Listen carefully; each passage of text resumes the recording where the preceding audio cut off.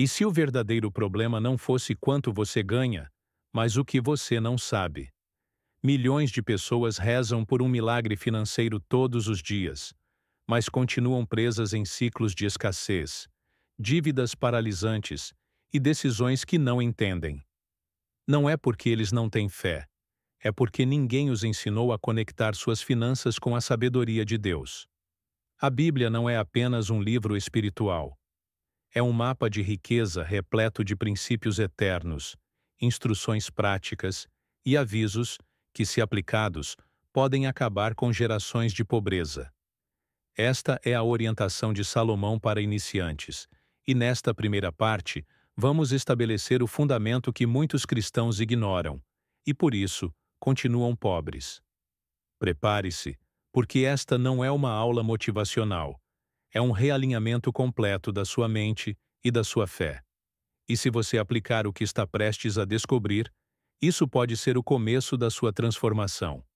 No final deste vídeo faremos uma oração pela sua vida financeira. E se esse conteúdo fez sentido para você, vou revelar como acessar as próximas 14 aulas exclusivas, nas quais nos aprofundaremos ainda mais.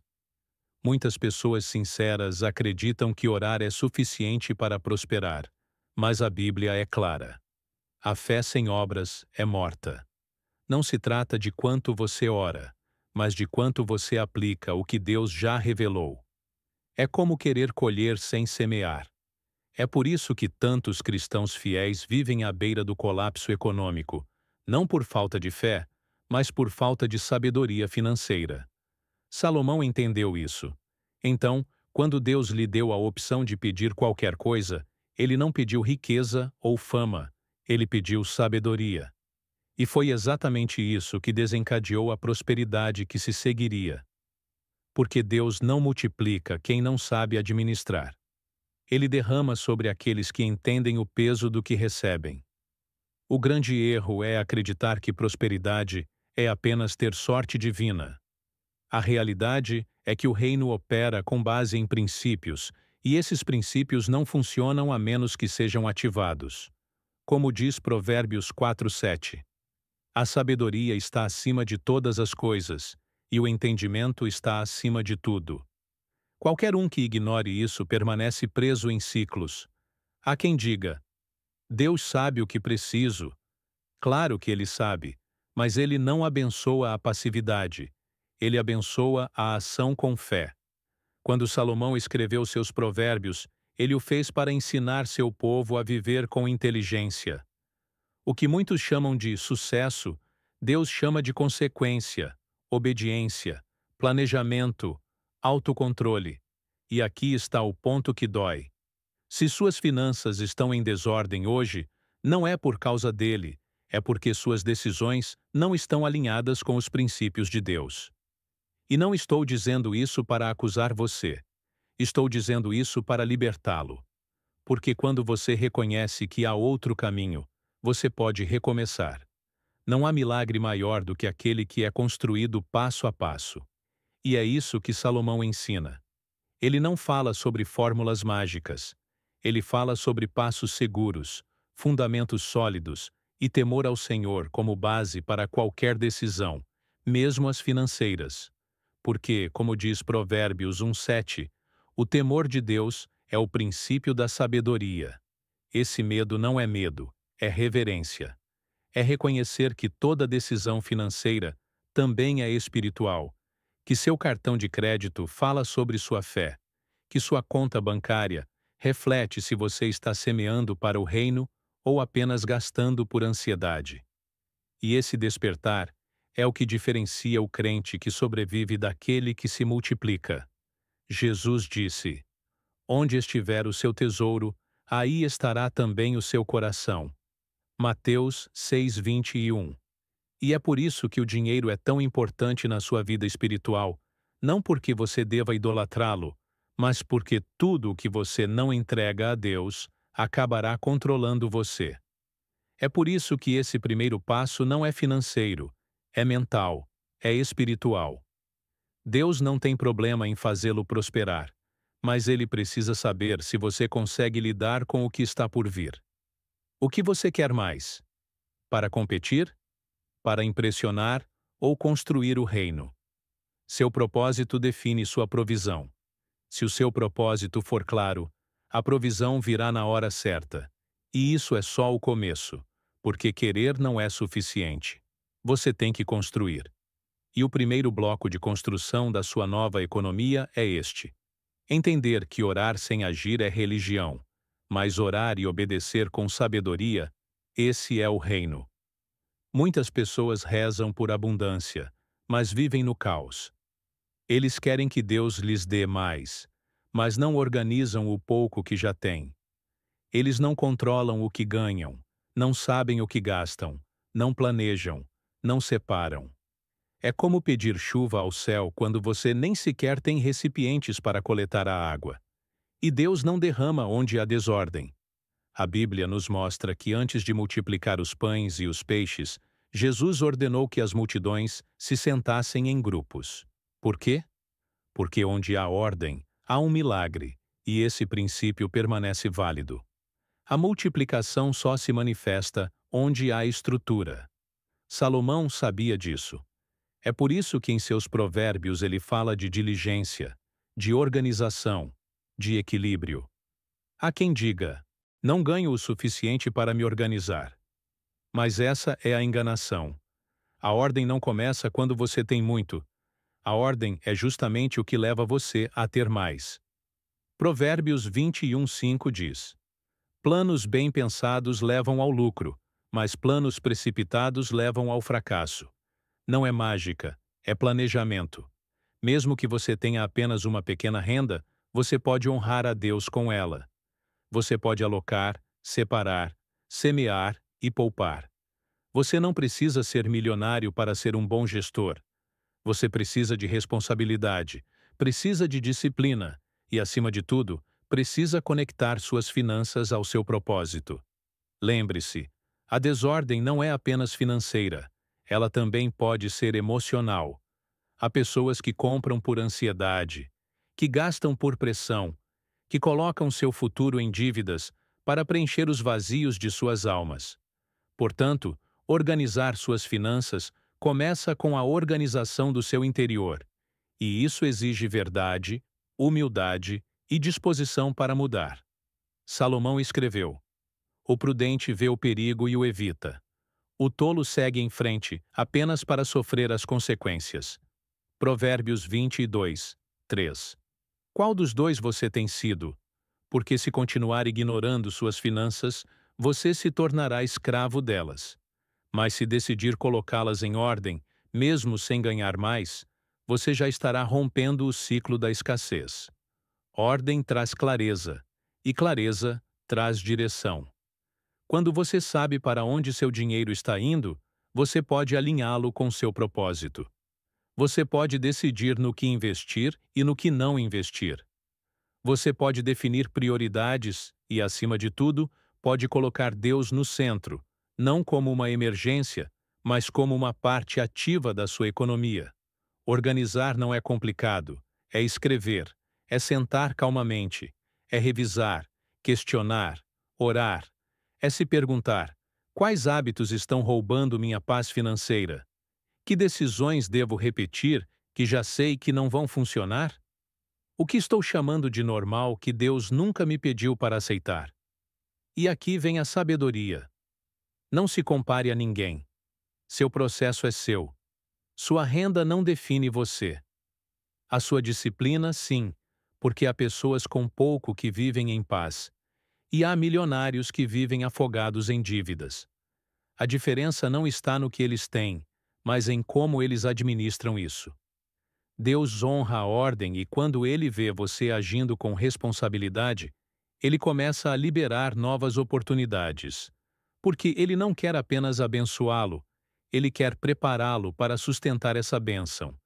E se você estiver disposto a colocar sua casa e suas finanças em ordem, prepare-se, porque esse simples ato pode ser a chave para abrir caminho para a sua próxima estação.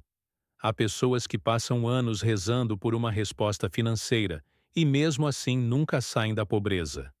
Não é que Deus não ouve, é porque há orações que não são acompanhadas de ação e fé, que não é acompanhada de sabedoria. A oração sem obediência se torna religião, mas a oração com decisões alinhadas com um propósito move os céus. Salomão nunca escreveu: aquele que mais ora será rico. O que ele ensinou foi que os pensamentos dos diligentes certamente tendem à abundância. Provérbios 21, 5. Ou seja, quem pensa, planeja e age com intenção prospera. Aqueles que apenas rezam e esperam que algo mágico aconteça, continuam presos. Não porque Deus não queira, mas porque não há fundamento para construir nada. Há quem reze por um negócio, mas não estude o mercado. Eles pedem orientação, mas não dedicam tempo para organizar uma estratégia. Eles leem a Bíblia, mas ignoram que nela existem princípios econômicos que podem mudar suas vidas. Você sabia que muitos conceitos em livros como O Código do Dinheiro ou O Homem Mais Rico da Babilônia são baseados em ensinamentos bíblicos? E isso revela algo poderoso. A sabedoria de Deus funciona mesmo quando a pessoa que a aplica não acredita nele. É por isso que vemos pessoas distantes da fé prosperando, porque, sem saber, obedecem a princípios universais que Deus sempre estabeleceu. Você consegue imaginar o que aconteceria se, além da fé, você aplicasse essa sabedoria com propósito? A oração conecta você ao céu, mas decisões sábias conectam sua vida à abundância. Não é uma coisa ou outra, são ambas. Porque Jesus orava, mas também agia. Ele planejou seus passos, deu instruções, delegou, ensinou e, por fim, deixou um legado eterno. E o que você está construindo enquanto reza? Muitas pessoas esperam que Deus abra uma porta, mas não preparam o currículo, não se capacitam, não estudam, não pesquisam. E se essa porta já se abriu e você não a reconheceu por falta de preparação, a Bíblia diz: meu povo foi destruído por falta de conhecimento. Oséias 4:6. Não por falta de oração, mas por ignorar princípios. Há pessoas que rezam por um negócio próspero, mas são desorganizadas, impontuais e emocionalmente instáveis. Como Deus pode lhe confiar mais se você não consegue lidar com o pouco? O problema não é o céu, é o seu sistema. E é aí que a mudança começa. Quando você assume a responsabilidade, em vez de esperar por milagres sem processo. Salomão era um homem de oração, sim, mas também era um estrategista, administrador, construtor e planejador.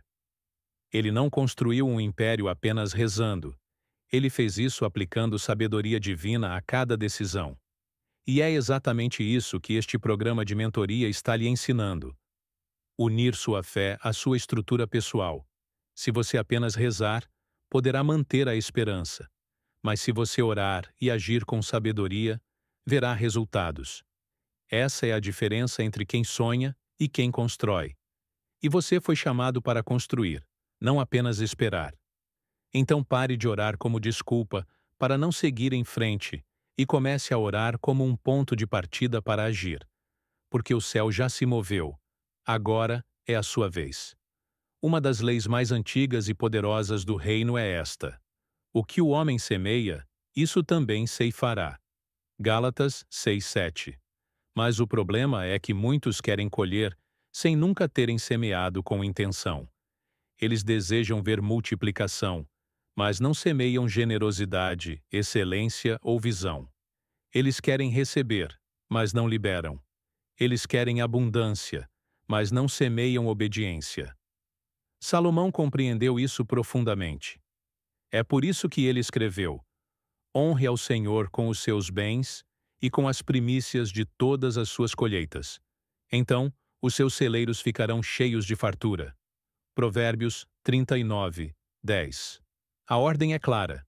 Primeiro a honra, depois a realização. Primeiro a semente, depois a colheita. Não é manipulação. É uma lei espiritual tão real quanto a gravidade. Semear nem sempre é dinheiro.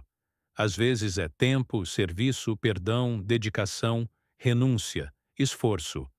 Mas o que é certo é que tudo o que você dá com a intenção correta, Deus pega, transforma e devolve na forma de provisão, paz ou orientação. O segredo é semear com consciência, não com emoção. Muitos dizimam por hábito, mas sem fé. Outros plantam quando há campanhas, mas não fazem disso um estilo de vida. A verdadeira semeadura consciente é constante, estruturada e profética. Não se baseia em emoções, mas em convicção.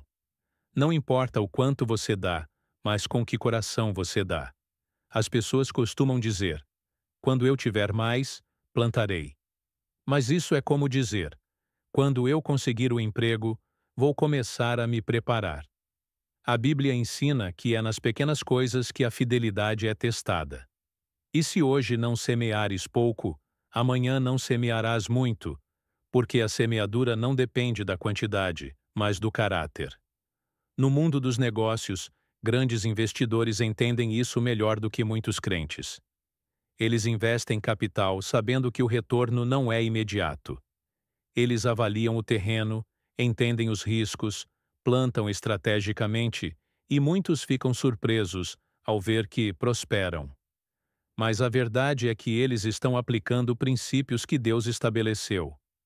Você sabia que na economia digital de hoje, alguns influenciadores crescem muito simplesmente por disseminarem consistentemente conteúdo valioso?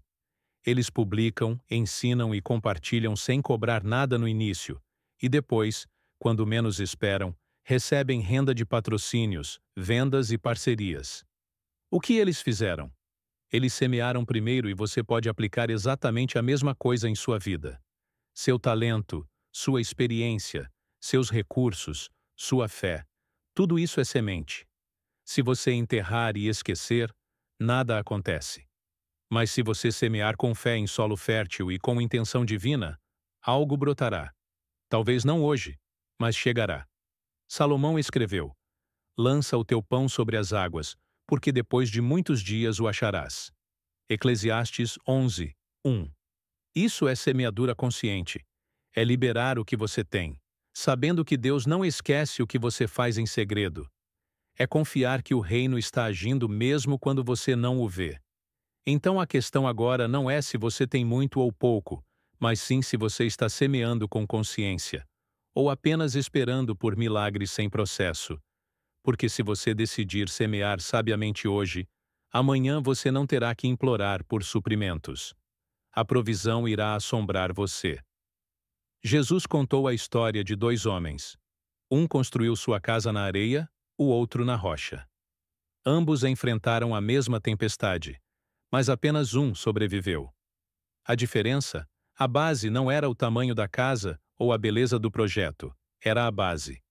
E o mesmo acontece com sua vida financeira. Não é sustentado por boas intenções, mas por bases sólidas. Salomão foi um construtor, não apenas do templo, mas de sistemas, estruturas e legado.